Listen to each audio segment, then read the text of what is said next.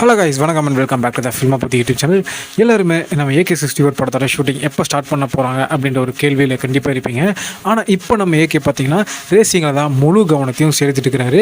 இப்போது பெல்ஜியமில் நடந்துட்டு இருக்கக்கூடிய யூரோப்பியன் GT4 ரேஸ் பார்த்தீங்கன்னா இந்த வீக்கெண்டில் நடக்க போகுது. இந்த ரேசிங் காம்படிஷனில் உலகத்தில் இருக்க நிறைய டீம், அதாவது நிறைய சாம்பியன் டீம்ஸ் பார்த்தீங்கன்னா இந்த ரேசிங் காம்படிஷனில் கலந்துக்க போகிறாங்க.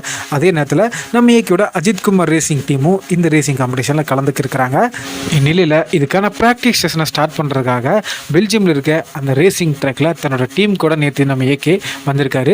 அதுவும் வந்த ஒரு சாதாரணமாக இல்லைங்க, தலைமுடி ஃபுல்லாக ட்ரிம் பண்ணி கிட்டத்தட்ட ரெட் படத்தோட கெட்டப்பில் வந்திருக்காரு.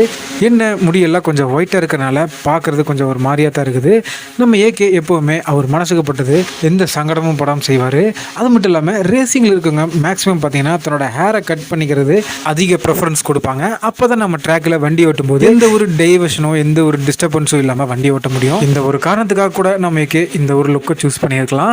ஸோ அடுத்து நம்ம AK-64 படத்தோட பூஜை எப்போ அப்படின்ற மாதிரி ஒரு தகவல் நான் நேற்றுக்கே சொல்லியிருந்தேன். அதே போல் தான் வரப்போகிற ஜூலை 10 இல்லாட்டி 11ஆம் தேதி இந்த படத்தோட பூஜை நடக்கும் அப்படின்ற மாதிரி ஒரு தகவல் கிடச்சிருக்குது. மேபி இந்த ரேசிங்கை முடிச்சுட்டு கூட நம்ம AK நெக்ஸ்ட் வீக் இந்தியா வருவார் அப்படின்ற மாதிரி எதிர்பார்க்கப்படுது. ஸோ பெல்ஜியமில் நடக்க போகிற GT4 ரேசிங் காம்படிஷனில் நம்ம அஜித் குமார் ரேசிங் டீம் எத்தனாவது பிளேஸ் பிடிக்கும் அப்படின்னு நீங்கள் நினைக்கிறீங்க அப்படின்றத கமெண்ட்டில் சொல்லுங்கள்.